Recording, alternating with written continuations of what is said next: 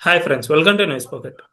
తాజాగా ఢిల్లీ పోలీసులు 2020 ఢిల్లీ అల్లర్లపై ఒక కీలకమైన ఛార్జ్షీట్ను సుప్రీంకోర్టులో దాఖలు చేశారు.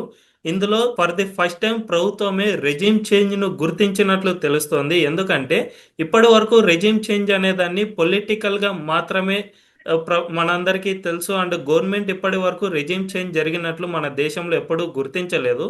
కానీ ఫర్ ది ఫస్ట్ టైం పోలీసులు వేసిన అఫిడవిట్లో ఏకంగా మన ఇండియాలో రెజిమ్ చేంజ్ కు సంబంధించిన ఆపరేషన్ జరిగింది అని తేల్చి చెప్పేశారు. దీన్ని బట్టి చూసుకుంటే 2020 ఢిల్లీ అల్లర్ల నుంచే మన దేశంలో ఇటువంటి ప్లాన్ జరిగింది అని పోలీసులు సైతం గుర్తించారు. మరి ఆ అల్లర్లు ఏ విధంగా జరిగాయి అండ్ మన ఇండియాపై రెజిమ్ చేంజ్ కు ఏ విధంగా పాల్పడ్డారు, అవి ఆ తర్వాత రైతు ఉద్యమం, జంజీ ప్రొటెస్ట్లు ఇలా ఏ విధంగా కంటిన్యూ అయ్యాయి అనే విషయాలన్నిటినీ ప్రస్తుతం మన ముందు ఉన్నారు ప్రముఖ రాజకీయ విశ్లేషకులు మురళీ మనోహర్ గారు. వారిని అడిగి పూర్తి వివరాలు తెలుసుకుందాం. నమస్తే సార్. నమస్తే Hari. Sir, for the first time Delhi పోలీసులు అండ్ ప్రభుత్వం రెజిమ్ చేంజ్ ఆపరేషన్ ను ఇండియాలో గుర్తించినట్లయింది. దీనిపై మీ అభిప్రాయం ఏంటి సార్? నో హరి, ఇది ఒకే ఒక ఛార్జ్ షీట్ లో ప్రభుత్వము ఈ ఆరోపణతో వీళ్ళందరి పైన ఆ, ఈ ఆరోపణను మోపింది. ఛార్జ్ షీట్ ఫ్రేమ్ చేసింది.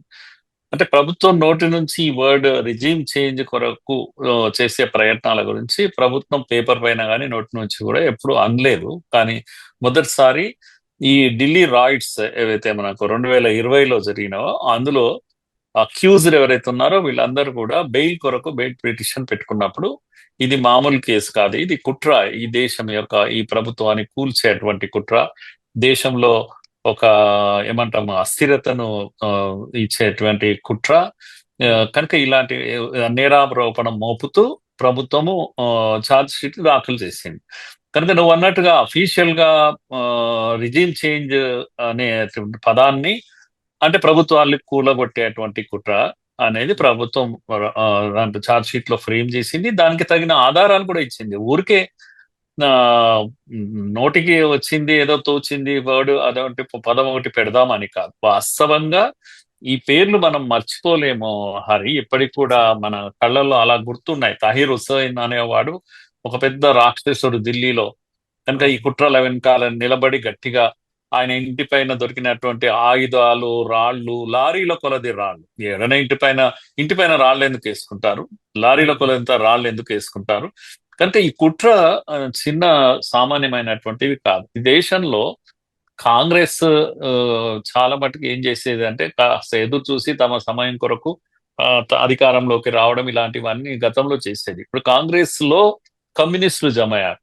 కాంగ్రెస్ గా లేదు అసలు. కాంగ్రెస్ కంప్లీట్ గా ఈ లెఫ్ట్ వింగ్ ఈకో సిస్టమ్ అంతా కూడా వెళ్ళి కాంగ్రెస్ లో కూర్చున్నారు.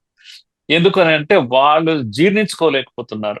రెండవసారి మూడవసారి మోడీ ప్రభుత్వం ఇది జీర్ణించుకోలేని వాళ్ళు. కనుక ఎక్స్పర్ట్స్ ఎప్పుడు కూడా ఈ దేశంలో ఇలాంటి కుట్రలు, కుంభకోణాలు, కుతంత్రాలు దేశం పైన ఏదైనా చేయాలంటే చైనా యుద్ధం నుంచి ఈ రోజు వరకు కూడా ఈ దేశ వ్యతిరేక చర్యలు అన్ని కూడా కమ్యూనిస్టు బ్యాక్గ్రౌండ్, వామపక్ష భావజాలం ఉండే వాళ్ళు మాత్రమే. అందుకే వాళ్ళని మేధావులు అని అంటారు. మేధావులు దేనికి అంటారు అంటే దేశ వ్యతిరేక చర్యలు చేయడంలో, ప్లానింగ్ చేయడంలో, తర్వాత డెస్ట్రాయ్ చేయడంలో, డిస్ట్రక్షన్ చేయడంలో అన్నిట్లో వాళ్ళు ఉంటారు. తెలంగాణ ఉద్యమంలో కేసీఆర్ భయపడ్డది కూడా అందుకొరకే. మీకు గుర్తుంటది అది ఏంది, ఈ ఇది ఉంది కదా, నక్లెస్ రోడ్ పైన ముఖ్యంగా ట్యాంక్ బండ్ పైన విగ్రహాలు పడిపోయినాయి. విగ్రహాలను తీస్తే ఎవరు ఉంటారు? వాళ్ళే అన్నట్టు వెనకాల ఈ లెఫ్ట్ వింగ్ ఈకో సిస్టమ్ ఇలాంటి పనులన్నీ చేస్తూ ఉంటుంది. ఎందుకంటే ఉద్యమానికి ఊపు రావాలంటే ఏం చేయాలి అనేటువంటి కుట్రలన్నీ కూడా వాళ్ళు పన్నారు. అలాంటి కుట్రనే ఈ ఛార్జ్ షీట్ లో రాశారు. కనుక ఈ యొక్క దోపిడీ అంటే ఏమంటాం దాడులు, ఢిల్లీలో జరిగినటువంటి దాడులు ఈ అన్నిటి వెనకాల ఇదొక యాక్సిడెంటల్ కాదు ఇది అనే పదం రాశారు. ఇదేదో అనుకోకుండా కొన్ని జరుగుతాయి. అంటే జనానికి కోపం వచ్చి మాస్ గా తిరగబడేటువంటి కొన్ని జరుగుతాయి. ఉదాహరణకు మనకు గుజరాత్ అల్లర్లు అని అంటారు. గుజరాత్ అల్లర్లు ముందు రోజు జరిగింది ఏంది చెప్పరు ఎవరు కూడా. ఏది ఆ ట్రైన్ పైన జరిగినటువంటి రైలు తగలబెట్టడం, 60 మంది సమాధి చేయడము, దాని తర్వాత ప్రజలు తిరగబడ్డారు. దాంట్లో కుట్ర ఏముంటది? ప్రజలకు కోపం వచ్చేసింది, తిరగబడ్డారు, రాష్ట్రం అంతా తిరగబడ్డారు, 60 మంది చనిపోయేసరికి. అది యాక్సిడెంటల్ గా జరుగుతుంది. అప్పుడు ప్రభుత్వం ఏం చేయాలి? నియంత్రించాలి, గట్టి ప్రయత్నం చేయాలి. ప్రభుత్వం దాన్ని ప్రవోక్ చేయదు. ఇది అట్లా కాదు, ఇది యాక్సిడెంటల్ కాదు. అంతకుముందు ఏదో జరిగింది అన్నట్టు ఏం లేదు. వెల్ ప్లాన్డ్ అన్నట్టు, డెలిబరేట్ అనే పదం ఉపయోగించారు. It is not accidental, but it is a deliberate aim to destabilise the country, destabilise the nation లాంటి పదాలన్నీ కూడా రాశారు. అలాగే ఒక గ్లోబల్ నరేటివ్ ను కూడా క్రియేట్ చేయాలని వీళ్ళ ప్రయత్నం. ప్రపంచ వ్యాప్తంగా కూడా ఏంటి అంటే, ప్రపంచం అంతా కూడా ఇగో ఈ మైనారిటీస్ ను ఎథనిక్ క్లీన్సింగ్ చేస్తూ ఉంటారు. అంటే వాళ్ళపైన ఒత్తిడి తీసుకురావడం వల్ల వాళ్ళు పారిపోవడం లాంటివి. అలాంటిదే ఇండియాలో కూడా జరుగుతుంది. అన్నింటి ప్రపంచం అంతా ఎలా జరుగుతుందో ఇక్కడ కూడా మైనారిటీల పరిస్థితి అలాగే ఉండేది. వాళ్ళకు భద్రత లేదు, వాళ్ళ ప్రాణ హాని ఉంది, వాళ్ళపైన దాడులు జరుగుతున్నాయి అనేటువంటి ఒక అపవాదు ఈ దేశంలో హిందువుల పైన మోపాలి, ఇక్కడ ప్రభుత్వం పైన మోపాలి. కనుక community, entire Muslim community is under threat అనేది ఒక నెరేటివ్ ను తయారు చేశారు.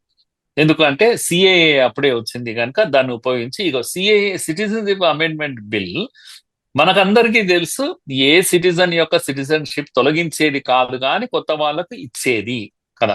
పౌరసత్వం ఒకరికి ఇవ్వడానికి తెచ్చిందే గాని ఇక్కడ నరేటివ్ ఏమైనా ఉందంటే తొలగించడానికి, ఇగో ముస్లింలను దేశంలో లేకుండా పంపించేస్తున్నారు అనే ఒక నరేటివ్ తయారు చేసి జనంలో వదిలితే కరెక్ట్ గా అది కోయిన్సైడ్ అయింది. దేంతో అయింది? ఈయనతో, ఎవరు, ట్రంప్ ఫస్ట్ టైం ప్రెసిడెంట్ అయినప్పుడు ఇండియాకు వచ్చిన సందర్భంగా ఢిల్లీలో హంగామా సృష్టించారు. ఓ ఢిల్లీ, ఇండియా అంటే ఇలా ఉంటుందా? ఇండియాలో ఇంత అల్లరి ఉంటుందా? ఇండియాలో ప్రశాంతత లేదా? ఇండియాలో ప్రజలు ఎవరు దీంట్లో మానసిక శాంతి లేదా అన్నట్టు అనిపించాలి అధ్యక్షుడికి మొదటిసారి వచ్చినప్పుడు. కనుక కరెక్ట్ గా ఆ టైంలో ఇది ప్లాన్ చేసి చేశారు. ఇవన్నీ కూడా రాశారు దాంట్లో, ఎవరు, పోలీసులు ఛార్జ్ షీట్ లో రాశారు. కనుక పోలీసు రాసినటువంటి దాంట్లో, అందుకే నువ్వు ఇంతకు నీ మాటల్లో ఒక మాట అన్నావు, ఇది అతిపెద్ద ఛార్జ్ షీట్ అని. 2020లో రైట్స్ జరిగితే ఇప్పుడు మనం 2025లో ఉన్నాం. 5 ఏళ్ల తర్వాత ఛార్జ్ షీట్ దాఖలైంది. కనుక ఇప్పుడు అందరూ ఏమంటారంటే ఉద్దేశపూర్వకంగా ప్రభుత్వం దీన్ని వాయిదా వేస్తుందని. కాదు కాదు, అసలు ప్రభుత్వం దీంట్లో ఆరోపణ మోపింది ఏంటి అంటే, అరెస్ట్ అయ్యి లోపల ఉన్న వాళ్ళు ఎవరైతే ఉన్నారో, లేదా బయట ఉన్న వాళ్ళు, బెయిల్ వచ్చిన వాళ్ళు, బెయిల్ రాని వాళ్ళు అందరు కలిసి ఈ కేసును లాగుతున్నారు ఇంటెన్షనల్ గా. కోఆపరేట్ చేయడం లేదు ప్రభుత్వం తోటి, ఏ ఎవిడెన్స్ వాళ్ళకి అందకుండా చేస్తున్నారు.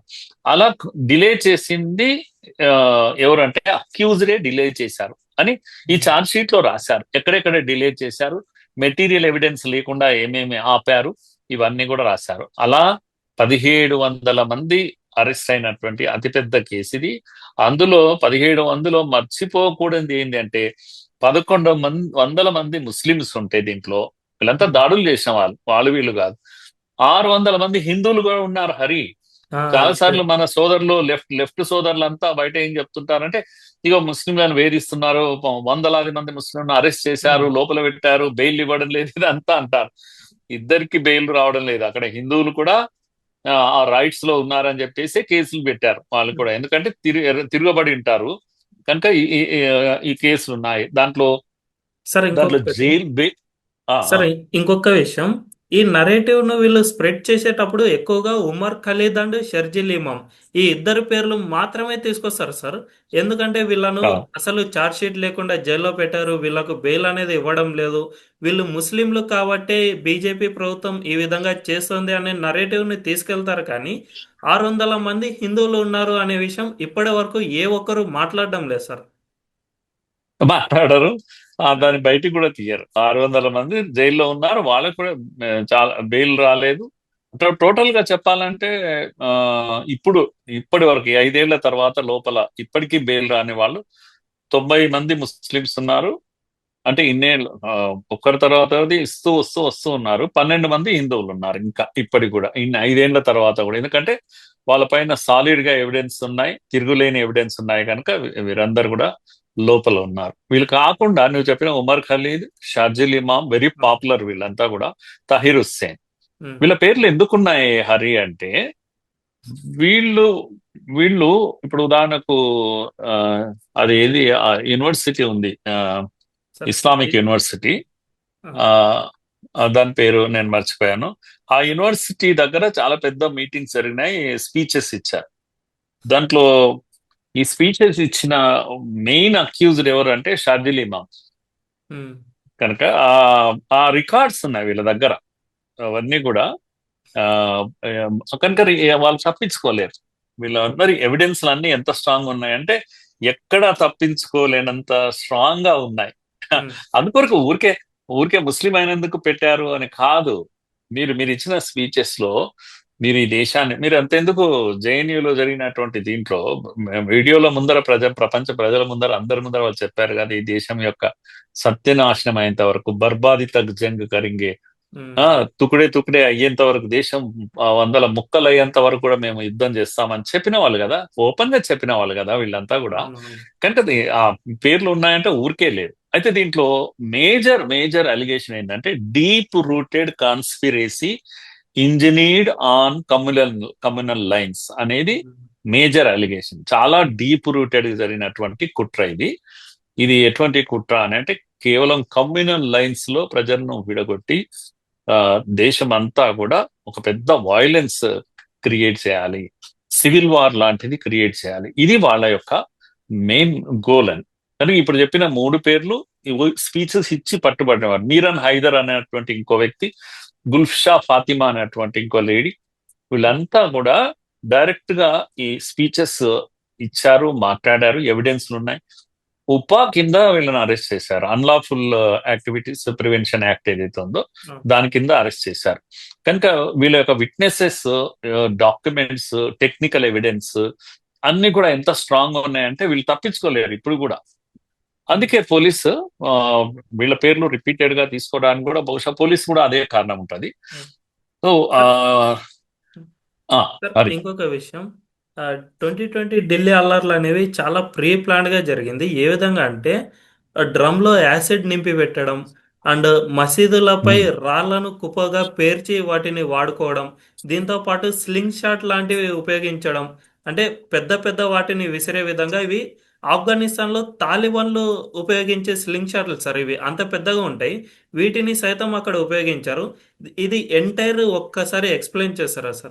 అంటే ఆ ఆయుధాలు నువ్వు చెప్పినట్టుగా నువ్వు వివరించావు కనుక నేను ఎక్కువ లేదు. దీంట్లో ఈ ఆయుధాలతో చేసిన దాడి పోలీస్ పైన అటాక్స్ చేశారు, ఉమ్, ప్రభుత్వ అధికారుల పైన దాడి చేశారు, పెట్రోల్ బాంబ్స్ దొరకబట్టారు, పబ్లిక్ గా కనపడ్డాయి కూడా, మీడియాలో కూడా పడ్డాయి, యాసిడ్ బాంబ్స్ ఉన్నాయి దాంట్లో. తర్వాత అనేక కత్తులు కటార్లు అయితే ఎలాగో ఉన్నాయి. ఐరన్ రాడ్స్, విపరీతమైనటువంటి ఐరన్ రాడ్స్ వెహికల్స్ లో తెచ్చారు, పెద్ద పెద్ద వెహికల్స్ లో తెచ్చినటువంటి ఇవి.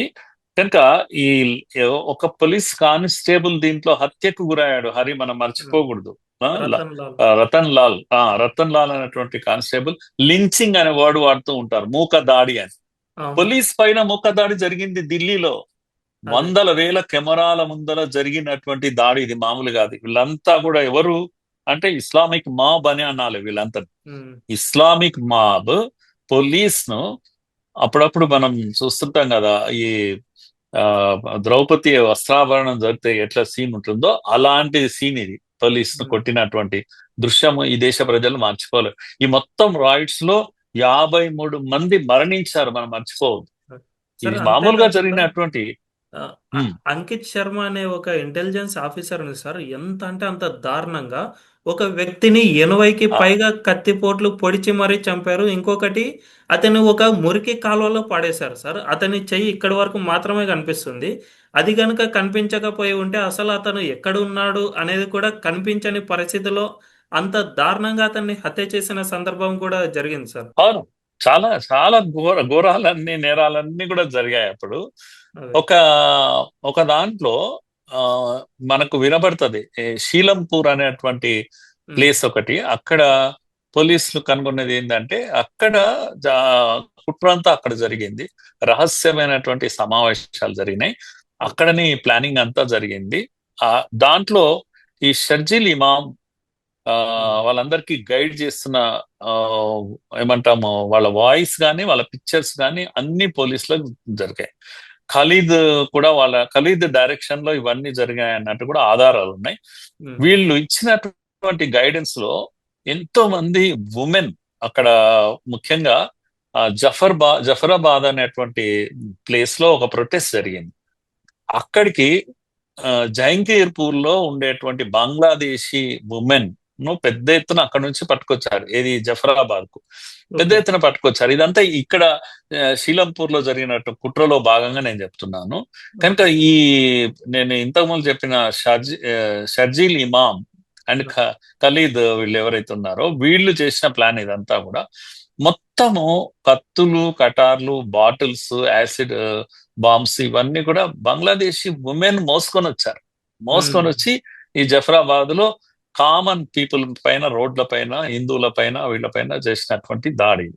అట్లాగే December 13th నుంచి 20th వరకు అక్కడ ప్రొటెస్ట్ చేశారు. 2019 లో జరిగినట్టున్నాయి. తర్వాత 20 వరకు ఇది కంటిన్యూ అయింది. కనుక జామియా మిలియా నేను చెప్పాను యూనివర్సిటీ, జామియా మిలియా ఇస్లామియా యూనివర్సిటీలో, అలాగే అసోన్సోల్ అనేటువంటి ఒక కాలేజీ ఉంది. ఇవన్నీ కూడా ఈ ముస్లిం కాలేజీ. వీళ్ళను కంటిన్యూస్ గా మొబిలైజ్ చేస్తూ రోడ్లపైకి తీసుకొచ్చి చెక్కా జామ్ అంటాం, అంటే road bandh, road roko, rail roko, road roko చేస్తామో ఎట్లాగా ఆ విధంగా రస్తా రోకో కార్యక్రమాలు కంటిన్యూస్ గా చేశారు. ఆ ఢిల్లీని ప్యారలైజ్ చేశారు. ఓ రకంగా చెప్పాలంటే ఢిల్లీలో మనుషులు కదలకుండా చేశారు.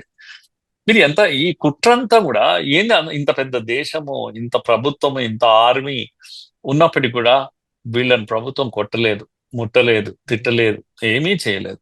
కాకపోతే ఎవిడెన్స్ మాత్రం స్ట్రాంగ్ గా తయారు చేసింది. ఫోటోగ్రఫీ తీస్తూనే ఉన్నది, డ్రోన్లతో వీటితో తీశారు. ఇప్పుడు ఈ కేసులో అన్ని ఎవిడెన్స్లు ఉన్నాయి. తాహిర్ హుసేన్ అయితే వాడు బయటికే రాలేడు, కంప్లీట్ గా లోపల ఉండాల్సిందే. 53 మంది. నేను అడుగుతున్నాను హరి, ఇప్పుడు మీరు ఇంత గగ్గోలు పెడతారు, మాకు బెయిల్ రావడం లేదు, కేసులు మాకు, మేము ఇంకా నిర్దోషులమే, ఏది రుజువే కాలేదు, రుజువు కాకుండా జైల్లో ఎందుకు పెడతారు? పోలీస్ ఏమంటున్నారంటే జైల్ అనేది బెయిల్ రూల్ కాదు, జైలే రూల్ అని ఆ పోలీస్ వాదించింది కోర్టులో.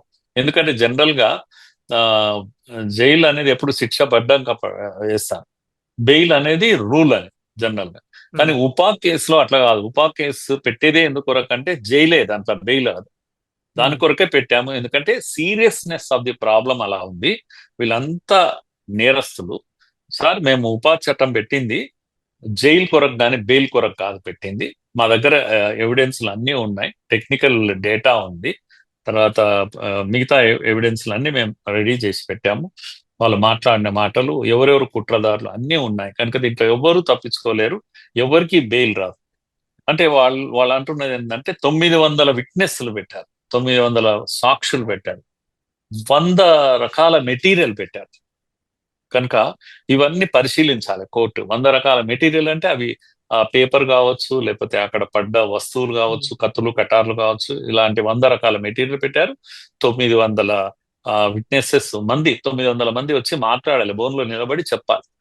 ఇవన్నీ ఎప్పుడవుతుంది, ఇది కాదు కదా అని అంటే మీరు సహకరిస్తే అవుతుంది. కోర్టు ఎంత వేగవంతం చేస్తే అంత అవుతుంది. మా పని మేము పూర్తి చేశాము అని చెప్పేసి ఎట్టి పరిస్థితుల్లో బెయిల్ కు ప్రభుత్వం అంగీకరించరండి. దీంతో అందరికీ శిక్ష పడక తప్పని ఒక పరిస్థితి.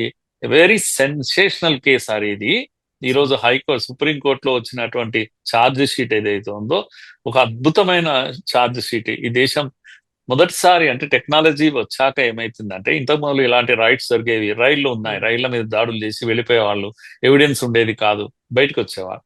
ఇప్పుడు అట్లా పోలీస్ అంతా కూడా దేశవ్యాప్తంగా కూడా టెక్నాలజీ ఉపయోగిస్తుంది, డ్రోన్ల ద్వారా, వాటి ద్వారా, తర్వాత సీసీ కెమెరాల ద్వారా సేకరించి ఎవిడెన్స్ అంతా కూడా కోర్టులో పెడుతుంది. కనుక నేరస్తుడు అంత ఈజీగా తప్పించుకోవడానికి వీలు లేని ఒక పరిస్థితి ఏర్పడ్డది. కనుక పెద్ద ఎత్తున ఇప్పుడు శిక్షలు పడ్డాయనుకోండి, రైట్స్ అనేవి అంత ఈజీగా జరగవు హరి. అవును సార్. సార్ ఇంకొక విషయం సార్, ఆ, ఇవన్నీ సినారియో ఒక్కసారి చూస్తూ ఉంటే జనరల్గా ఈ జంజీ ప్రొటెస్ట్లు లేదంటే రెజిమ్ చేంజ్ ప్రొటెస్ట్లను అమెరికా చాలా పకడ్బందీగా ప్లాన్ చేసి అమలు చేసింది. ఎన్నో అభివృద్ధి చెందిన దేశాల్లో కూడా ఇవి పర్ఫెక్ట్గా ఎగ్జిక్యూట్ అయిపోయాయి సార్. మనం రీసెంట్గా బంగ్లాదేశ్లో చూసాం. కానీ మన ఇండియాలో మాత్రం ఈ 2020 ఢిల్లీ రైట్స్ కానీ, రైతు ఉద్యమాలు కానీ, లేదంటే లడాఖ్లో జంజీ ప్రొటెస్ట్ కానీ, ఇలాంటివి ఎన్ని జరిగినా కూడా మన ప్రభుత్వాన్ని కొంచెం ఇంచు కూడా కదిలించలేని పరిస్థితి ఉంది సార్. ఈ విషయంలో మోదీ గవర్నమెంట్ చాలా వ్యూహాత్మకంగా పకడ్బందీగా వ్యవహరించినట్లే కనిపిస్తుంది. దీన్ని ఒక్కసారి ఎక్స్ప్లెయిన్ చేస్తారు. అని మోడీ ప్రభుత్వము 2014లో అధికారంలోకి వచ్చిన రెండవ రోజు నుంచే కుట్రలు మొదలయ్యాయి ఈ ఉమ్, ప్రభుత్వం పైన. ఆ కనుక మోడీకి కూడా తెలుసు, ఎందుకంటే ఉమ్, ఆ, ఆయనకు గుజరాత్ లో అనుభవం ఉంది. కనుక ఈ రోజు కూడా గుజరాత్ అల్లర్లు అనంగానే దేశంలో ప్రజలందరూ కూడా ఏమంటారంటే మోడీని ఒక నేరస్తులాగా చూస్తారు. మోడీకి ఏం సంబంధం అది? కనుక మీరు తగలబెట్టిన రైలు, 60 మంది శవాలు, ఆ, అవన్నీ సాక్ష్యం కదా. కనుక ఆ తర్వాత ప్రజల తిరుగుబాటు జరిగింది. కనుక మోడీకి ఏంటంటే తాను ఎక్కడ ఉంటే అక్కడ కుట్రలు కుతంత్రాలు జరుగుతాయి. ఉమ్, కనుక దాన్ని ఆయన ముందే లెక్కలోకి తీసుకున్నాడు. భీమా కోరేగాం ఉద్యమం, హరిని గుర్తుందా? అవును సార్. కనుక భీమా కోరేగాంలో ఊహించని సంఖ్య ఎట్లొచ్చింది అక్కడ, అన్ని వేల మంది, లక్షల మంది. కనుక వెనకాల కంప్లీట్ గా నక్సలైట్ నిలబడి చేయించినటువంటి ఉద్యమం. ఉమ్, రోహిత్ వేముల అనేవాడిని ఎవరిని చంపారు హరి?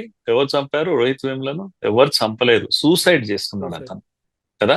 అవును. సూసైడ్ చేశాడు, నోటు కూడా రాసి పెట్టాడు. ఆ నోట్ లో ఎక్కడ కూడా ఆర్ఎస్ఎస్ ను, ఏబీవీపీని, లేకపోతే మోడీని ఎక్కడ నిందించలేదు అతను. మరి ఉమ్, ఎందుకు దేశంలో ఎంత పెద్ద కుట్ర జరిగింది, ఎంత పెద్ద ఉద్యమం జరిగింది హైదరాబాద్ లో, దేశం అంతా కూడా మోడీ జవాబు చెప్పుకోవాల్సి వచ్చింది కదా. అందుకే నేను ఏమంటున్నానంటే మోడీ డే 1 నుంచి కూడా ప్రిపేర్ గా ఉన్నాడు. ముఖ్యంగా మోడీ చేసిన గొప్ప పని ఏంటి అంటే ఈ ఇన్ఫర్మేషన్ ఏదైతే ఉందో, వీళ్ళు ఆ, ఏమంటాము, ఏజెన్సీస్ ఏవైతే ఉన్నాయో వాటిని ఇంటెలిజెన్స్. టైట్ చేసేసారు. ఆ ఇంటెలిజెన్స్ ఏజెన్సీస్ ను టైట్ చేశారు. కనుక దేశంలో ఎక్కడ కూడా స్లీపర్ సెల్స్ లేకుండా చేశారు.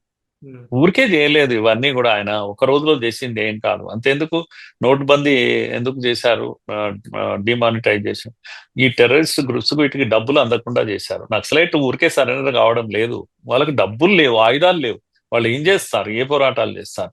కనుక 1 by 1 వచ్చి వందల మంది సరెండర్ అవుతున్నారు. ఇవన్నీ కూడా ఇంటర్నల్ గా ప్రభుత్వము ఆ గవర్నెన్స్ కారణంగా ఇవన్నీ చేశారు. అందుకే శత్రువుడు ఎవడు కూడా, ఇక్కడ స్లీపర్ సెల్స్ హైదరాబాద్ లో పడుకునేవాళ్ళు పాత బస్తీలో. ఎప్పుడంటే అప్పుడు వచ్చి షిర్ది బాబా టెంపుల్లో లేకపోతే ఇంకేదో గోకుల్ చాట్ లో అప్పుడు బాంబు పెట్టి వెళ్ళిపోయేవాళ్ళు. ఓ 10 మంది 20 మంది చచ్చారు అనేది వార్తలు వినేవాళ్ళం. ఇవన్నీ ఎందుకు ఆగిపోయినాయి? ఎందుకు బాంబే మీద దాడులు చేసేవాళ్ళు వరుసగా, ఎందుకు ఢిల్లీ మీద దాడి చేశారు, ఇవన్నీ ఎందుకు ఆగిపోయాయి? ఇంటెలిజెన్స్ చాలా స్ట్రాంగ్ చేసుకున్నాడు. ఎక్కడ చీమ చిట్టుకుమన్నా తాను పట్టుకునేటువంటి పరిస్థితిని తీసుకొచ్చారు. తర్వాత వీళ్ళందరి మీద ఈ యొక్క కుట్రదారులు ఎవరైతే ఉన్నారో వాళ్ళ కదలికల మీద కూడా మోడీ ప్రభుత్వం చాలా కీన్ అబ్జర్వేషన్ పెట్టింది. చూడడానికి ఢిల్లీలో చాలా పెద్ద ర్యాలీ చేశారు, ఖలిస్తానీ వాళ్ళు కూడా దాంట్లో ఇన్వాల్వ్ అయ్యారు, ఎర్రకోట మీదకి వచ్చారు. ఎక్కడైనా కొట్టారా? ఎవరినైనా కొట్టారా? పోలీస్ కానీ వీళ్ళు కానీ లేదు. కొట్టలేదు, ఎవరిని కొట్టలేదు, ఫైరింగ్ చేయలేదు, ఫైరింగ్ అసలే చేయలేదు. ఆ రోజు ఉమ్, ఫైరింగ్ జరగాలి నిజంగా అయితే. అలాగే 2020 దీంట్లో దీంట్లో షర్జిల్ ఇమామ్ వీళ్ళ దీంట్లో కూడా ఎక్కడ పోలీసు కొట్టలేదు, ఉమ్, తీవ్రంగా స్పందించలేదు. కానీ జరిగింది ఏంటి అంటే కుట్రదారులు ఎక్కడెక్కడ ఉన్నారో వాళ్ళందరినీ ఇంటర్నల్ గా ఇంటెలిజెన్స్ పట్టుకుంటూ పోయింది. అందుకే ఈ దేశంలో ఎంతో, అదేమంటాం, ఫార్ములాస్ వ్యతిరేక ఉద్యమము ఇవన్నీ కూడా ఏం చేయలేకపోయినాయి మోడీని.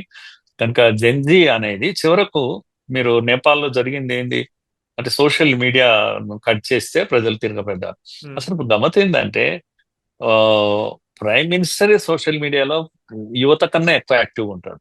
ఈ అవును. దేశంలో అదే. యువకుల కన్నా యాక్టివ్ గా ఉండేవాడు ప్రైమ్ మినిస్టర్. ట్రైన్. కనుక ఇక్కడ నీకు ఆ ప్రాబ్లం ఏం లేదే, సోషల్ మీడియాలో లేకపోతే నువ్వెందుకు లేవని అడిగేటట్టుగా ఉన్నాడు మోడీ ఇప్పుడు. అదే. అక్కడనేమో పాపం వాళ్ళు అలా చేశారు. కనుక జెన్జీ జెన్జీ అక్కడ ఇండియాలో ఈజ్ విత్ మోడీ, ఉమ్, మోడీతో కనెక్ట్ అయి ఉన్నారు. మీ ఉద్యమాలు, మీ కుట్రలు కుతంత్రాలు ఎందుకు ఫెయిల్ అవుతాయంటే మీరు కనెక్టెడ్ గా లేరు జెన్జీతో. జెన్జీ ఆ, మీ పైన అసంతృప్తిగా ఉంది, దేశ వ్యతిరేకంగా మీరు మాట్లాడుతున్నారు. కనుక డెడ్ ఎకానమీ అని ట్రంప్ అంటే వెంటనే ఆపోజిషన్ ఏమంటది? అవును, ఇది డెడ్ ఎకానమీ అంటే. అదే. అంటే చిలక పలుకుల్లాగా పలుకుతున్నారు ఆయన. ట్రంప్ ఏం చెప్తే అది పలుకుతున్నారు, సిగ్గు లజ్జ ఏమీ లేకుండా మాట్లాడుతున్నారు. ఇవన్నీ జెన్జీకి తెలివి లేదనుకుంటున్నారా ఏంది? జెన్జీకి తెలివి కూడా ఉంటుంది, ఆవేశం ఒక్కటే ఉండదు. అవును. చదువుకున్న జెన్జీ ఇప్పుడున్నటువంటి ఇండియాలో జెన్జీ. కనుక విషయం ఏంటంటే జెన్జీ భారతదేశంలో తిరుగుబాటు కొరకు మీరు ఏదైతే ఆశిస్తున్నారో అన్ని దేశాల్లో జరుగుతుంది, ఈ దేశాల్లో జరుగుతుంది అని అనుకుంటున్నారా? ఇది నేపాల్ లైక్ కంట్రీ అనుకున్నారా? ఇంతవరకు ఇంకా మీరు ఇండియాను అర్థమే చేసుకోలేదు. సోకాళ్ళు కమ్యూనిస్టులు, లెఫ్టిస్టులు వాళ్ళు ఎక్కడ ఫెయిల్ అయ్యారంటే they are failed in understanding India, the um, cultural strength of India. Cultural strength of India ఏందనేది వీళ్ళకి తెలియదు. అది తెలిసిన వాడే మోడీ. ఆ, అందుకే మోడీతో జంజీ ఉంది కనుక ఈ దేశంలో ఎన్నటికీ సాధ్యం కానటువంటి పని ఇది. కనుక ఈ దేశం ఇంకా ఆయన అండర్లో చాలా ప్రగతి సాధిస్తుంది హరి. సార్ సార్ మీరు అన్నట్టు నిజంగా జెన్జీ అనేది కల్చరల్ రూట్స్తో చాలా అంటే చాలా దగ్గరగా ఉన్నారు సార్. మా అంటే మా ఛానల్కు ఇన్స్టా పేజ్ ఉంది కదా సార్, ఆ పేజ్లో మేము వ్యూస్ను ఎప్పటికప్పుడు ట్రాక్ చేస్తూ ఉంటాం సార్. నిజంగా ఎక్కువ వ్యూస్ ఏదానికి వస్తున్నాయంటే మన దేశంలో హిందువులపై ఎక్కడైతే అణిచివేత జరుగుతున్న వార్తకు సంబంధించి ఏదైతే రీల్ పెడతామో వాటికి ఎక్కువ షేర్స్, కామెంట్స్ ఇవన్నీ వాటికే ఎక్కువ వస్తాయి సార్. సో జంజీ అనేది వాళ్ళంతా ఇప్పుడిప్పుడే అవేర్ అవుతూ ఉన్నారు సార్. అందువల్లనే మోదీకి ఇంకా దగ్గర అవుతూనే ఉన్నారు. అదే సమయంలో ఈ ఇండి కూటమి మన పండుగలను ఎంతగా తిడుతున్నారు. రీసెంట్గా రాహుల్ గాంధీ ఛట్ పూజపై అది ఒక డ్రామా అని చెప్పారు. సో వీళ్ళకు దూరం అవుతున్నారు, మోదీకి దగ్గర అవ్వడానికి ఇది కూడా ఒక రీజనే అనే కనిపిస్తుంది సార్. ఎస్. 100% మరి 100% వాళ్ళేమో దూరం అవుతున్నారు.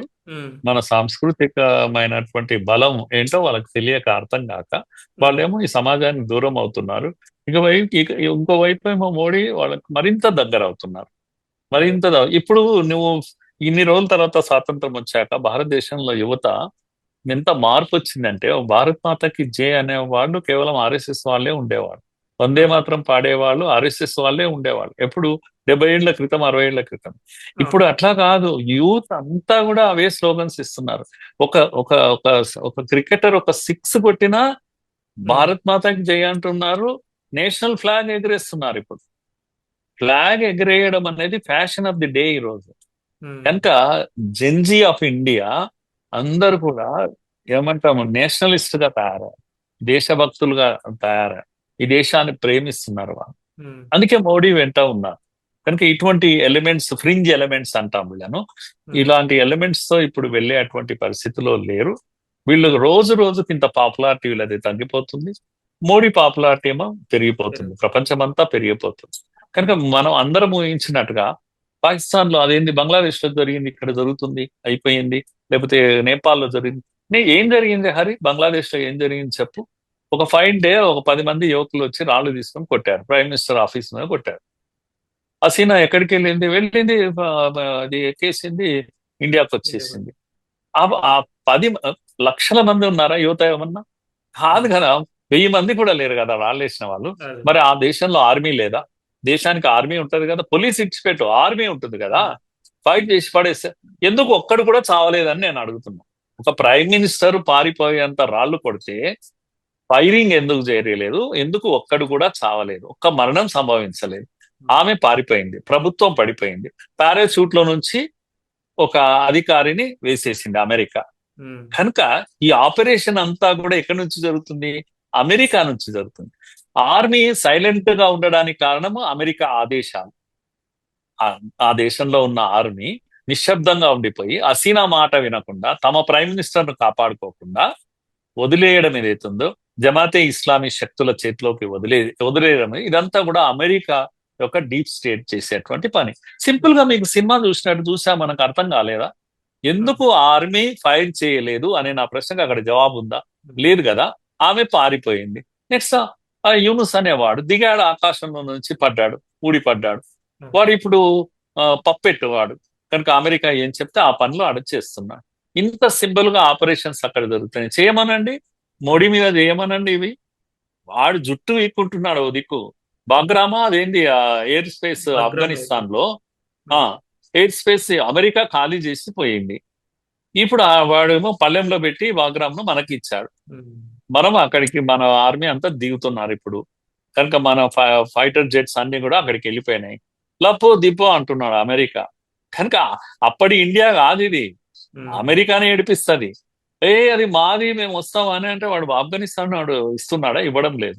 మనం పోయి కబ్జా పెట్టి కూస్తున్నాము ఇప్పుడు. అదే. చైనా బిత్తరపోయి చూస్తుంది, పాకిస్తాన్ బిత్తరపోయి చూస్తుంది.